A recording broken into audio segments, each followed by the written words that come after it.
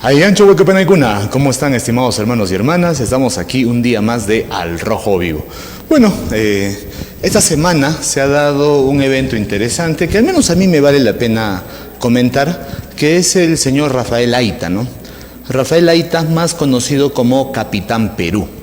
Él es un ingeniero que ha tenido éxito en un área que no es de la ingeniería, es de la historia, y ha sido conocido pues por dar distintas conferencias en distintos lugares, justamente por investigación histórica que él va a ser realizando, ¿no? Entonces, él al menos ha estado inaugurando una nueva serie de debates de lo que se creía el sentido común histórico peruano, ¿no? Entonces ha tenido un gran rol, sobre todo dentro de la difusión, ¿no? Entonces muchos lo critican por no haber tenido educación formalmente como historiador, aunque eso ya lo está compensando, pero igual, bueno, en el Perú siempre hay críticas de todo, pues en este caso, a pesar de que ha logrado un gran desarrollo en la divulgación histórica, pues igual ha tenido sus críticas de parte del Colegio de Historiadores. Y bueno, esta semana también pues ha estado haciéndole publicidad a la biblioteca pues del Cusco, ¿no? Entonces, a ver Central si nos prepara ese video antes de iniciar con el resto de la infografía, puesto que uno de los temas que lo ha traído esta semana al Arzobispado del Cusco ha sido justamente un tema que a mí en lo particular, con algunos amigos dentro del rubro católico, hemos tenido una serie de debates, ¿no? Que era que hace algunos años se estuvo manifestando incluso el culto a la Pachamama como parte de la corriente de Nueva Ola, ¿no? Y se estaban generando algunos mensajes de parte de la Iglesia Católica que ponían cierta tensión, al menos en la región andina, ¿no? Donde el sincretismo religioso ha llegado a tal nivel que pues uno llega a ver despachos, estos agradecimientos, ¿no? Actos de gracias hacia la tierra, combinado con elementos andinos, ¿no? Quienes hayan estado participando incluso de este rito de papitos, que muchas veces se hace para determinar enfermedades de salud o incluso cosas como determinar herencias, ¿no? Estos ritos propios del mundo andino interno, pues curiosamente tienen un componente sincrético, puesto que primero se reza a Dios, al Padre Celestial, se va haciendo mediante rezos parte del rito y va pasando a otras etapas, ¿no? Entonces el sincretismo cultural, religioso, estaría a todo nivel en nuestra tierra. Y esto lleva pues a preguntas profundas a nivel filosófico, ¿no? Y ese es el matiz del programa del día de hoy, ¿no?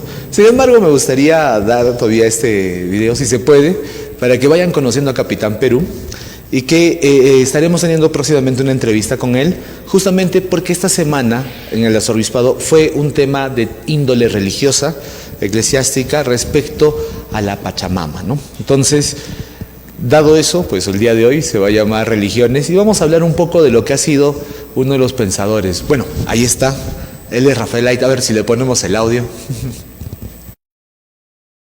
A todos, a que vengan, descubran. Hola, soy Rafael Aita, Capitán Perú, y estoy aquí en el Archivo Histórico de la Municipalidad Provincial de Cusco, para invitarlos a todos, a que vengan, descubren nuestra historia. Acá el protagonista es usted, porque la historia la vamos a descubrir entre todos los peruanos. Hola, soy Rafael. Bueno, él es Rafael Aita, ha sido incluso invitado para hacerle publicidad a la Biblioteca Municipal del Cusco, justamente debido a que ha tenido gran influencia dentro de las redes sociales, sobre todo el YouTube, respecto a temas históricos y varias investigaciones y libros que ha estado sacando desde entonces, ¿no? Entonces, uno de esos libros incluso que se comenta va a ser este de acá, que más adelante lo vamos a ir comentando, bueno, primero hay que darle la adecuada introducción, porque acá en nuestra tierra hay mucha pelea, mucho conflicto, a veces innecesariamente, creo yo, y que quizás solamente es que nos falta sentarnos a conversar un poco más, ¿no? Entonces, ahora sí, la infografía central. Jonathan, por favor. A ver, vamos a entrar y esta vez voy a hablar de uno de los intelectuales de habla hispana que al menos a mí me ha parecido de los más interesantes de los últimos años. Ustedes podrán encontrar por YouTube Fundación Gustavo Bueno, y el señor Gustavo Bueno es un materialista, ¿no?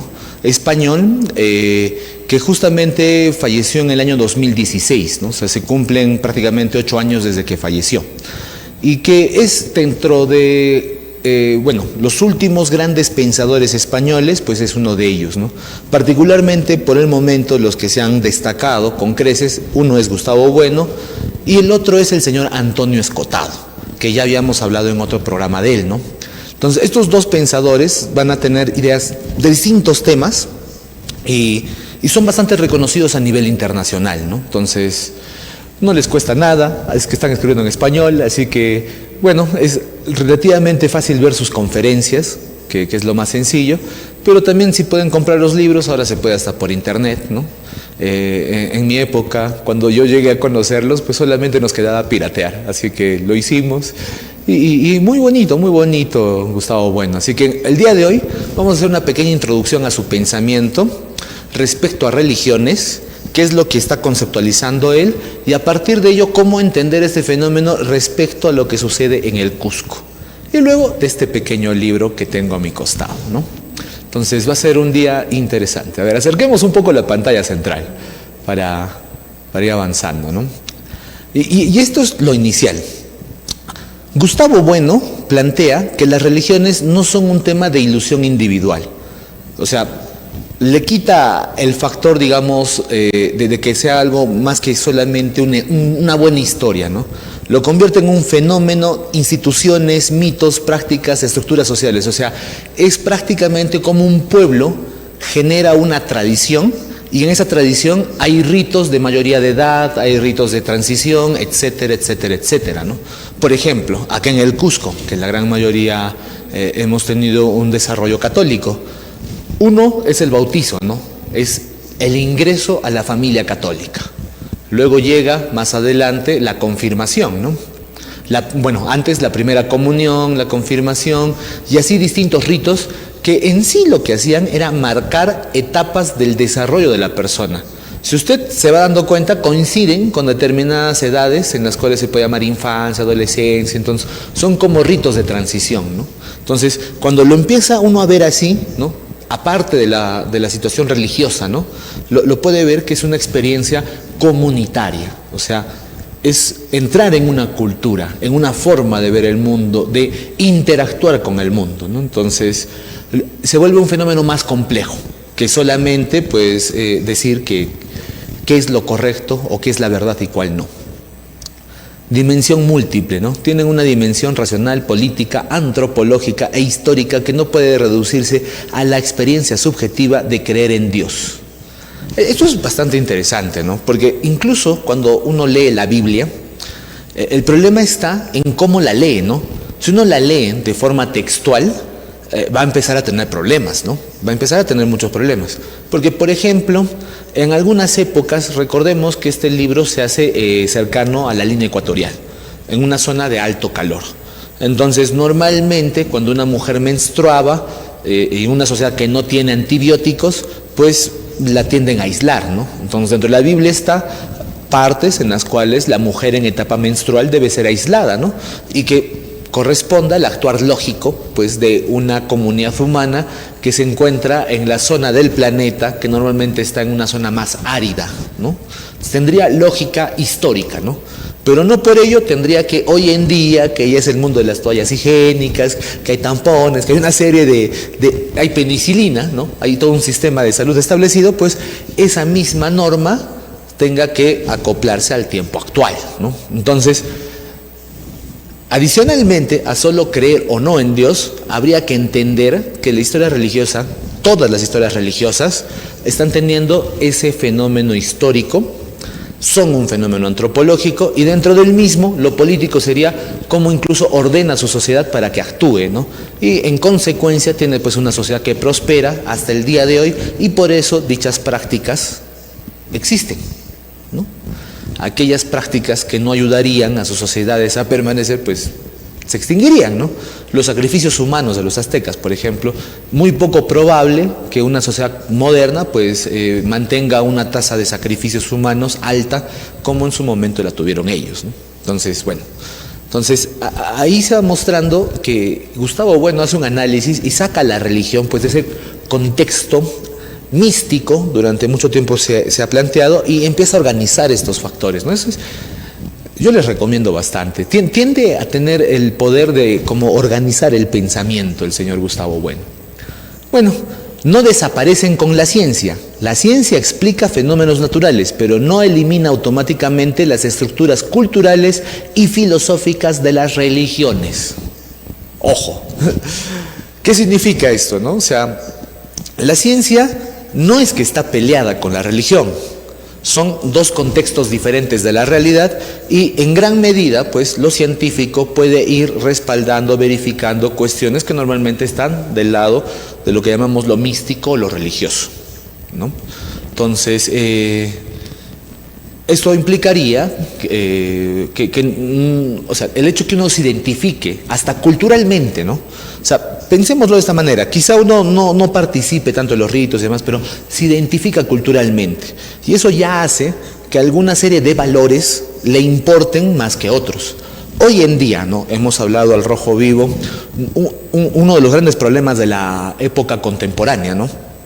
Y es el problema de la baja natalidad, que lejos de ya, en ese momento no vamos a acusar a nadie, pero podemos identificar que la generación contemporánea que está llegando es un poco o bastante más hedonista que las anteriores, o sea, está buscando mucho más el placer y rechaza su opuesto, el dolor, por lo tanto empieza a generar un tipo de sociedad que siempre debe ser placentera, ¿no? Entonces, incluso el hecho de que estos equipos estén mediando la vida humana, pues hace que sea constantemente una sobreestimulación positiva, refuerzo constante, que hace que cuando algunos niños se encuentran lejos de este estímulo, pues sufran ataques de ansiedad, ¿no?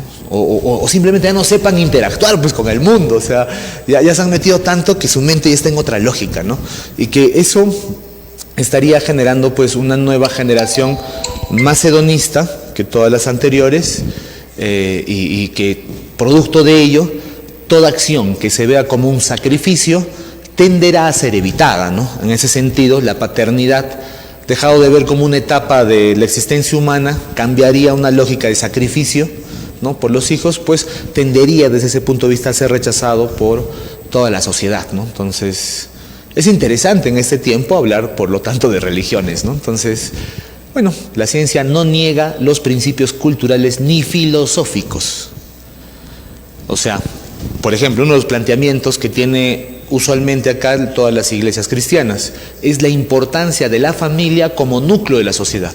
O sea, el objetivo fundamental es llegar a tener una familia y una buena familia, bien dirigida, bien establecida, y que ese es el núcleo de la sociedad, ¿no? Esa idea se diferencia, por ejemplo, de aquellas ideas que son propias del individualismo, ¿no? Donde el núcleo de la sociedad es el individuo, ya no es la familia. Y por lo tanto, al ser el individuo, se piensa todas las estructuras desde el individuo, ¿no? Entonces, las políticas públicas pensadas para el individuo también no necesariamente favorecen a la construcción de familias, ¿no? Entonces, ahí, por ejemplo, vemos un planteamiento filosófico que trasciende a muchas de las iglesias que incluso están en nuestra ciudad, ¿no? Y que muchos consideran que es parte de esas razones de por qué se está dando este fenómeno a nivel global, ¿no? Otros consideran que es que como nunca se tiene información de las cosas y quizá el perfeccionismo esté llevando a que muchos prefieran hasta no tener una opción óptima, no ir adelante en ese tipo de vida, ¿no? Bueno, crítica equilibrada. Tiene una muy buena crítica Gustavo Bueno a lo que él llamaría el ateísmo simplista. O sea, el debate sobre la existencia de logos, de la verdad, de Dios, de si existe el bien incluso, es un debate histórico de la humanidad, que trasciende las épocas, las generaciones, los siglos, y es un clásico del debate que posiblemente esté todo el tiempo durante nuestra existencia, ¿no? Entonces, aquí Gustavo Bueno critica por simplificar el ateísmo como una identidad que resume muchas, ¿no? Sin embargo, todos somos influenciados por la cultura. Si usted se da cuenta, antes del cristianismo, antes de que Jesucristo planteara el evangelio para todo el mundo, normalmente las culturas planteaban dioses excluyentes, o sea, hay de un pueblo y rechaza a los dioses de los demás pueblos, ¿no? Entonces, una guerra de pueblos y su estandarte identificativo serían sus dioses, ¿no? Entonces, cambia de esa lógica a una lógica global, universal, ¿no? Entonces, quitar esos procesos y su influencia, puesto que este primer universalismo es el que luego, pasados los siglos, nos va a estar trayendo fenómenos como, por ejemplo, los derechos humanos, puesto que al tener una concepción que viene de un foco cultural, que en este caso es la religión, te ayuda a pensar, ¿no?, en todos los seres humanos como el prójimo, ¿no? Ama a tu prójimo como a ti mismo, o sea, un mandato de buen vecino, de buen habitante del mundo, ¿no? O sea, de al menos intentar convivir con la generalidad del mundo, ¿no? Entonces, se vuelve revolucionario en su momento, ¿no? Entonces, vamos bajando, a ver, central. Ese efecto que tienen las religiones en la historia humana es bastante importante, ¿no? Entonces, ahí tendríamos, y este es el planteamiento de Gustavo Bueno, ¿no? Es interesante porque a veces damos por sentado que quizá la religión no tiene protagonismo en la construcción de la historia humana hoy en día, ¿no? Que hay un cientificismo y que se puede explicar todo a través de la ciencia. El detalle es que la ciencia no es una explicación cosmológica de las cosas ni filosófica, sino es más que nada una evaluación estadística. Por lo tanto, hay muchos principios o verdades científicas que hoy en día son verdades y que, como está en esa constante negación y evolución y cambio, mañana pueden no ser verdad, ¿no? Entonces, Kuhn, pues, fue uno de esos filósofos que se dedicó a ver que prácticamente cada 25, 30 años había un cambio del paradigma en determinadas ciencias. Entonces, había evaluado cierto periodo humano y vio que esos paradigmas iban cambiando, rotando, lo cual le quitaba, pues, esa situación de omnipotencia o de verdad trascendental que normalmente se suele entender ya también de las verdades religiosas, ¿no? Que tienden a ser por sí mismos, creo yo, y esta es una apreciación personal, modelos civilizatorios, ¿no? Se están integrando una moral, una forma de ver el mundo, una cosmovisión, una forma de actuar en el mundo respecto a otros agentes que habitan en él, ¿no? Entonces, bueno, para Gustavo Bueno, lo primero que existió en el mundo son las religiones primarias. O sea, que los animales y las fuerzas de la naturaleza eran dioses. Propias de sociedades prehistóricas, el hombre atribuye el poder sagrado a los animales, la montaña, los ríos, los fenómenos naturales, etc. No hay un Dios con forma humana y los cultos son a la naturaleza, el totemismo, el animismo, la Pachamama en su dimensión primaria, las fuerzas de la tierra y la naturaleza. Incluso en Grecia, esto se podría ver con las etapas, por ejemplo, de los dioses antiguos, Gaia, dentro de ellos, y lo que serían las religiones secundarias, ¿no? Pero vamos a quedarnos todavía en esta primera parte. A mí me ha parecido muy, muy curioso la observación que el señor Enrique Guerci, ¿no? Enrique Guerci debe ser uno de los abogados de la derecha peruana más conocidos del país. Él ha venido ya en varias ocasiones a Cusco y ha tenido a bien dar algunos eventos con los jóvenes liberales cusqueños. Y ha sido muy interesante tener conversaciones con él, ¿no? Y él ha tenido en alguna de sus ocasiones, en las tantas charlas que tiene, pues, un análisis antropológico del Perú, ¿no?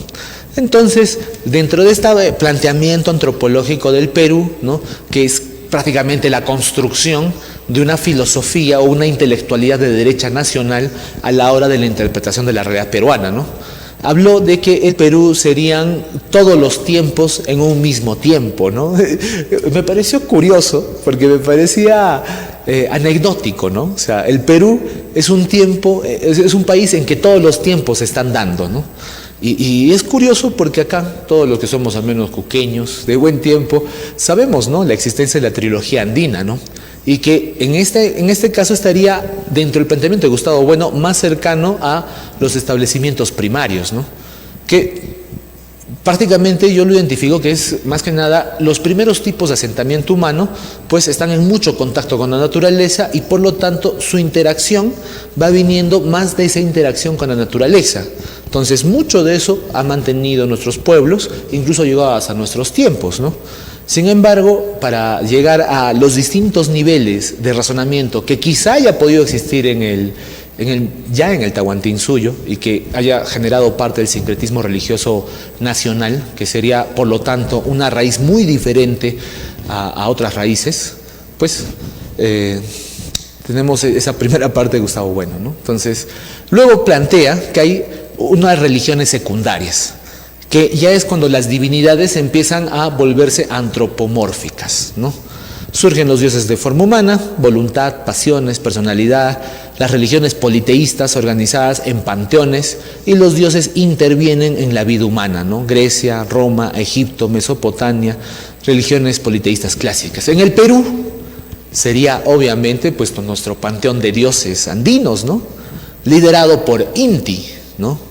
Quilla, también planteando Illapa, entre tantas otras entidades que dejan la etapa 1, se vuelven identidades humanas, e incluso en varios de los ritos todavía se mantienen como una especie de voluntades que tienen esa posibilidad de influir, ¿no?, en la vida humana, ¿no? Entonces, interesante, puesto que para Gustavo Bueno son dos etapas muy marcadas dentro del desarrollo en general de las culturas.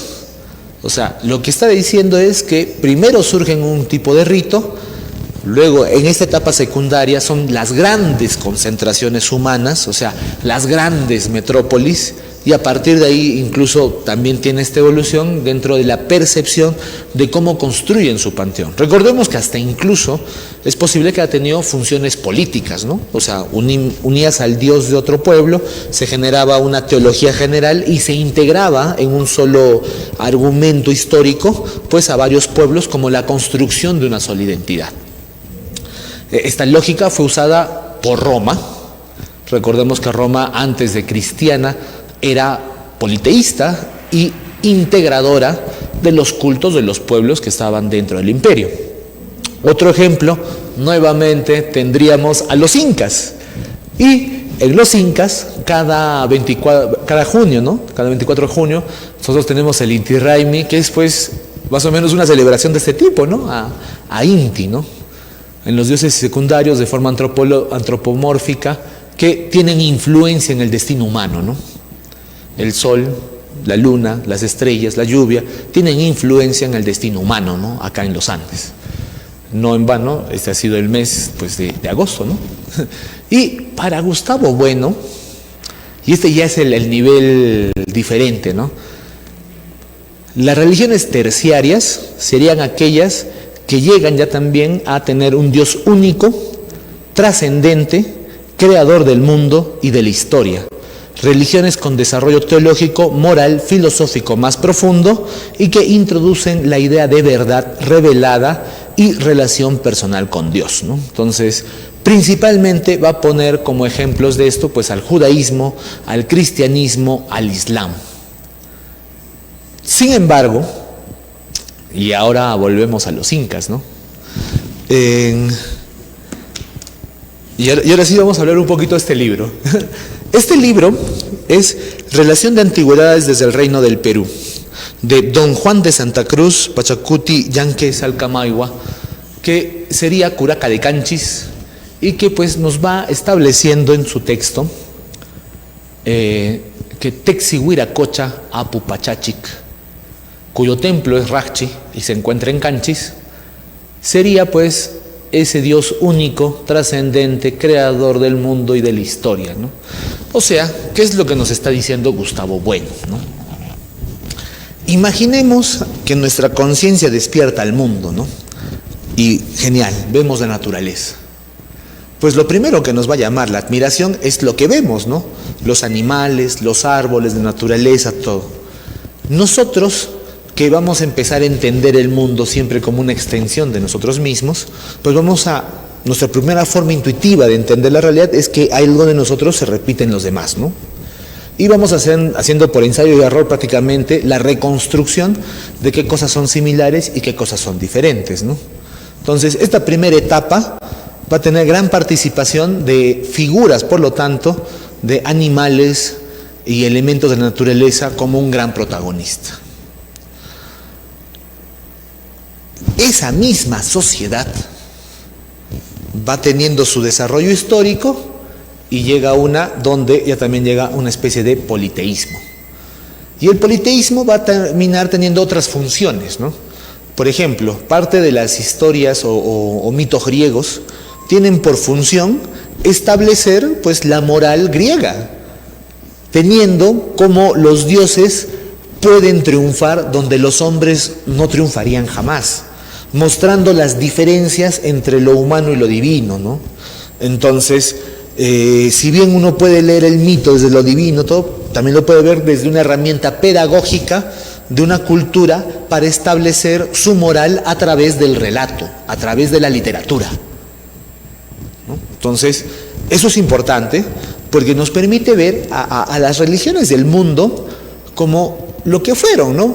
Son los deseos de las personas de dirigir a sus comunidades en el mejor de los caminos posibles, para convivir con su entorno y tener una vida organizada, en común. Entonces, eso está pasando en la segunda etapa y llegaría en su versión más sofisticada en las religiones terciarias, donde naturalmente empieza a generarse, lejos de la parte mítica, ya también una evolución del pensamiento a una reflexión filosófica y que naturalmente llevaría a pensamientos, si no iguales, al menos similares, ¿no? Como por ejemplo el Dios de Spinoza, ¿no? Que era la realidad en sí misma existiendo como un flujo. Lo que podría ser en la religión hindú, ¿no? De sueño de Ganesha, si mal no me equivoco, en el cual somos la imaginación de un Dios dándose en la realidad, ¿no? Que esa realidad es su sueño. El día que Él despierte dejaremos de existir, ¿no? Pero que tiene un simbolismo de que nuestra existencia está supeditada a una serie de factores que nos exceden, ¿no? Y están alejados de nuestra voluntad. Cuando lo vemos de esa manera, se entiende que es, o sea, una historia mítica que te está enseñando una forma de razonamiento, ¿no? Entonces, en estas religiones terciarias, tarde o temprano, muchos llegarían a la conclusión de que hay un principio único, un creador, una lógica del mundo, un logos, una realidad compartida, o que la realidad misma en movimiento, pues es Dios, digamos. Y eso, por ejemplo, lo maneja la filosofía panteísta, ¿no? Entonces, hay algo muy interesante, puesto cuando uno se va alejando, ¿no? Solamente de la historia judeocristiana, va notando que en los distintos pueblos del mundo, llegado un momento, hay un Dios mayor en las diferentes religiones que de alguna manera define la realidad de las demás entidades, ¿no? Entonces, si bien la tierra o la vida humana se debe al agua, se debe a las montañas, se debe a la tierra que permite que haya agricultura, también se debe a la voluntad de fenómenos que lo exceden, ¿no?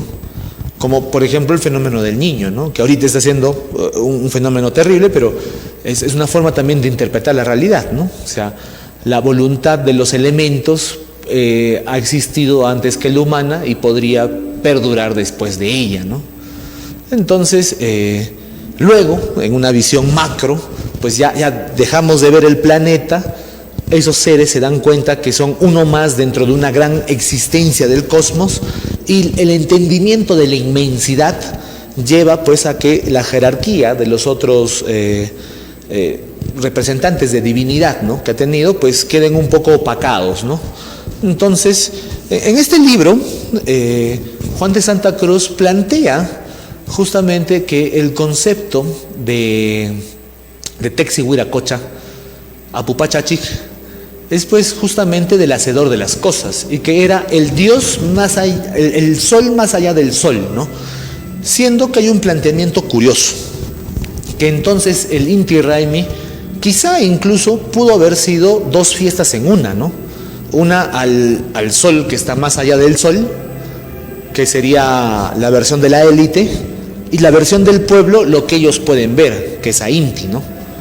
Entonces, este libro ha sido analizado, esta versión que yo tengo es de la Universidad Hebrea de Jerusalén, Fue muy difícil conseguir esta versión, pero que empieza a analizar, ¿no? Haciendo la traducción de todo el texto y empieza, bueno, a ver cómo el autor va describiendo que ya los incas habrían tenido al menos sus élites, ¿no? No necesariamente es un culto masivo, ¿no? Recordemos que, por ejemplo, en el caso de la Iglesia Católica, los sacerdotes estudian teología.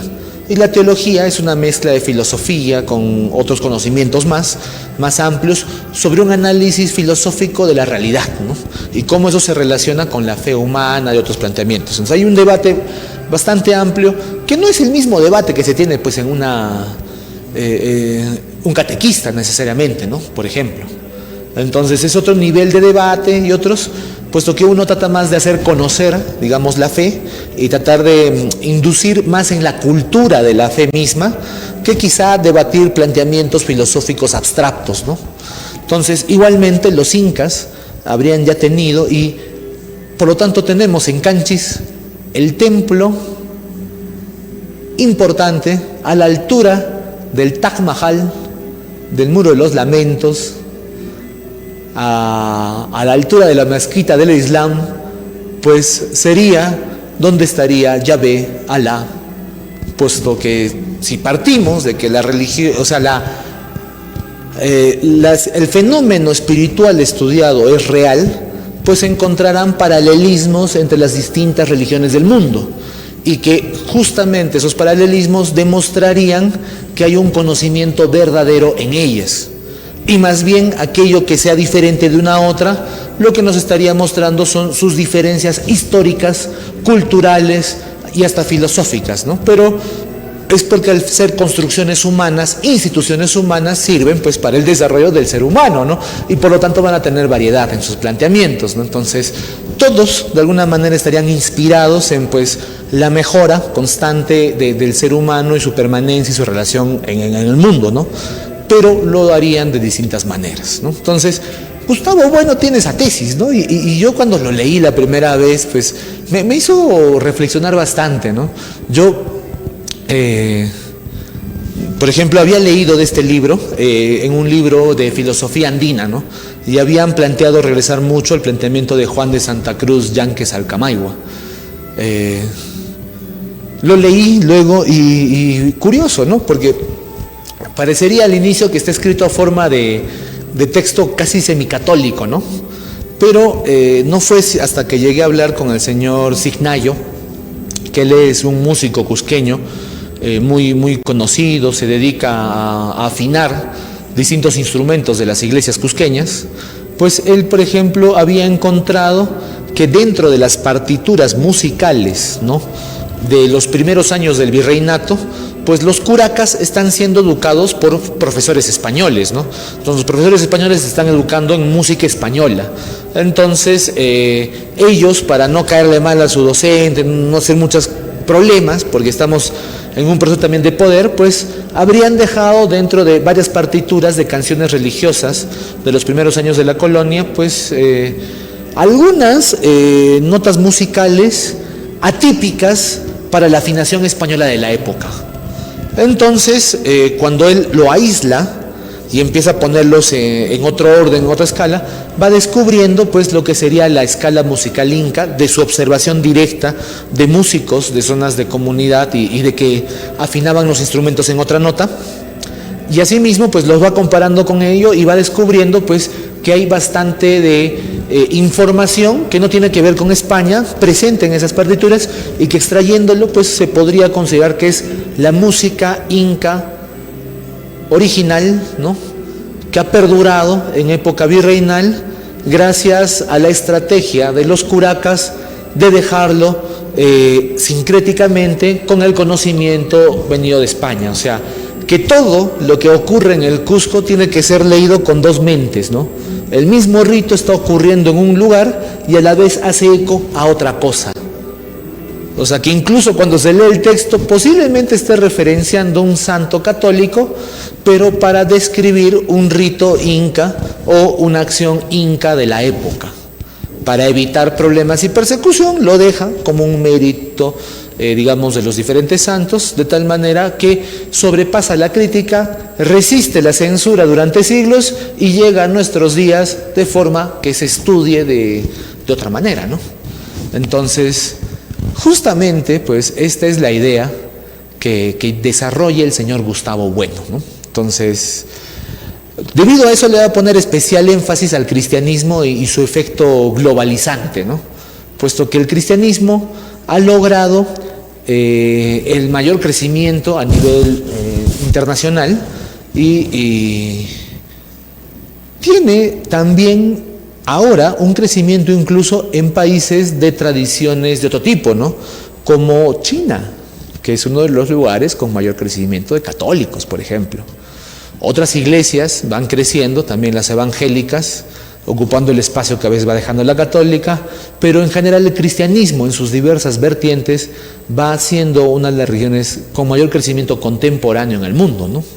A ver, si seguimos bajando en la infografía central, a ver. Entonces, es importante porque no solo se está discutiendo como si eres seguidor del Rojo Vivo, te habrás dado cuenta que acá hablamos de distintos temas, ¿no? Entonces, si te has dado cuenta, lo que hoy se está definiendo en el mundo es hasta su modelo civilizatorio. Y el modelo civilizatorio está en instituciones culturales que cruzan a la sociedad. Y la religión, la iglesia, es una de ellas. El cristianismo en sus diferentes versiones, pues, está siendo una de las que más está cruzando el mundo. Y bueno, por eso también tiene el análisis de autores pues como Gustavo Bueno, que le da a Cristo distintos méritos, ¿no? Por ejemplo, introduce la concepción de Dios más abstracta y universal.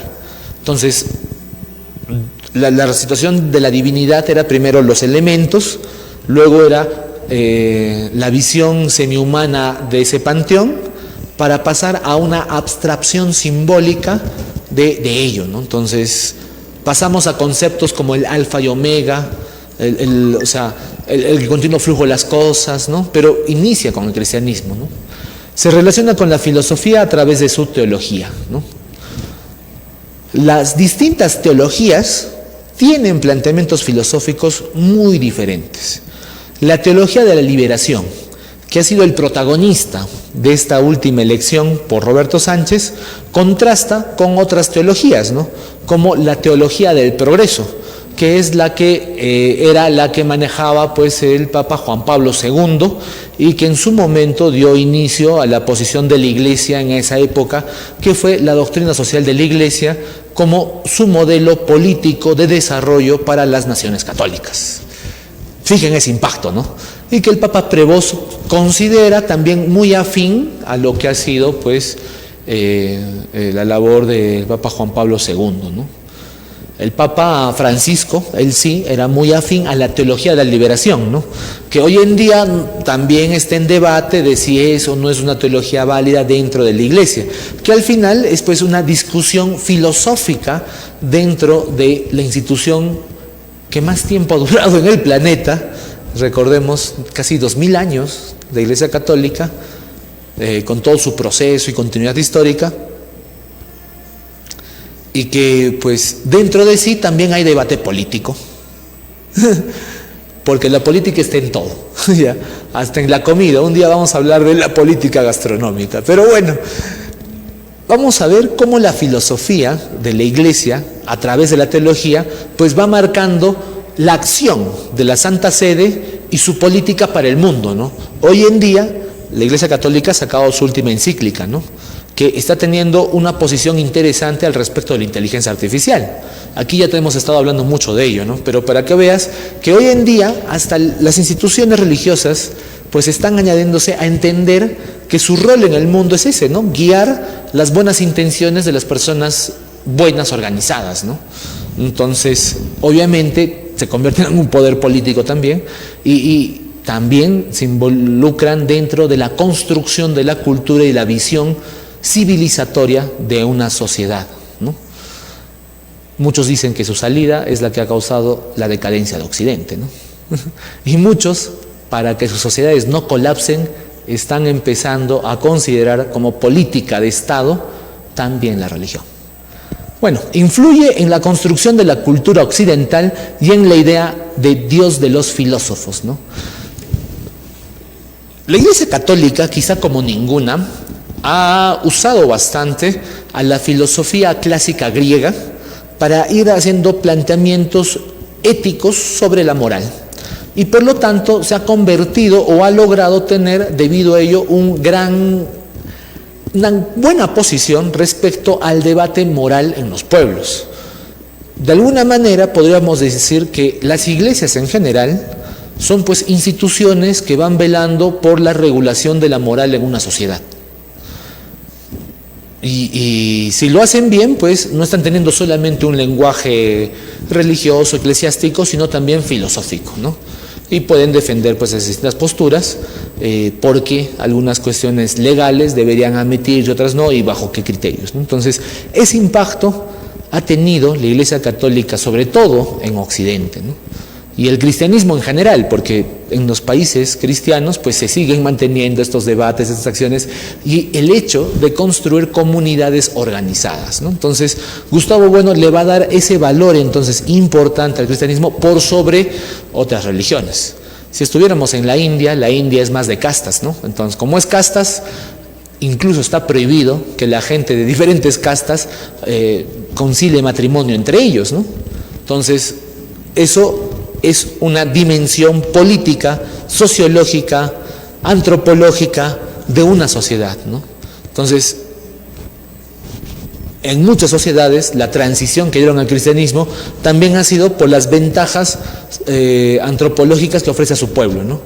Si todos somos hijos de Dios, no hay razón para que uno no pueda liderar, no pueda gobernar o no pueda tener una vida diferente a la de sus ancestros, pues estaría en la condición similar a la de todos los humanos, ¿no?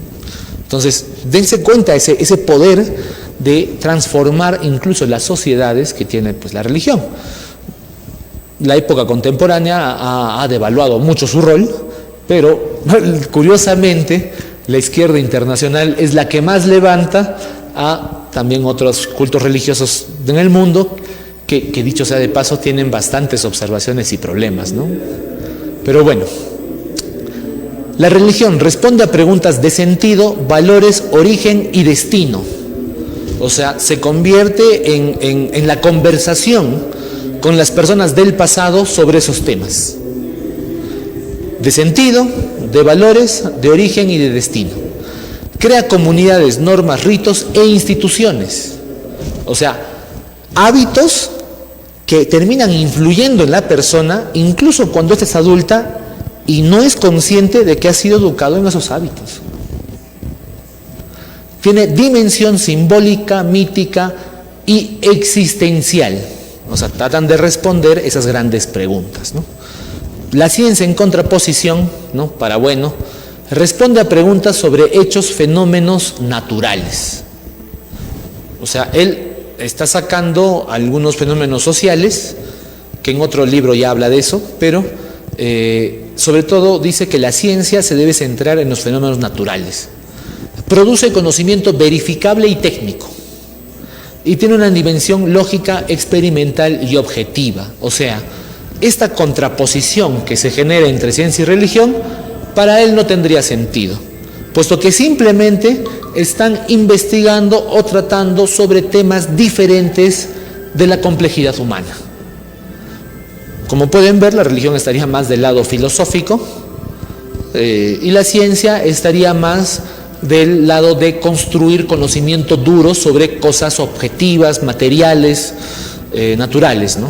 La dimensión sociológica no va a estar muy del lado de la ciencia para Bueno, puesto que ya en otro momento hablaremos de eso, ¿no? Pero bueno, el detalle entonces va viendo que las religiones, para Gustavo Bueno, corresponden a la continuidad de un desarrollo histórico dentro de la humanidad.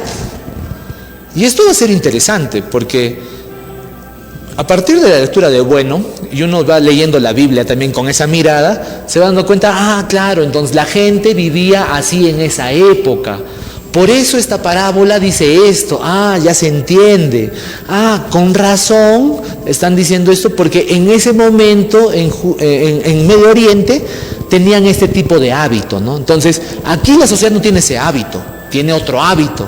Entonces, quizá esto no se aplique, ¿no? O no de esa manera, ¿no? Entonces, te permite entender que, de nuevo, es una conversación con los sabios del pasado que en el texto religioso, pues, incluían mandatos médicos, legales, de tipo social, entre otros, ¿no?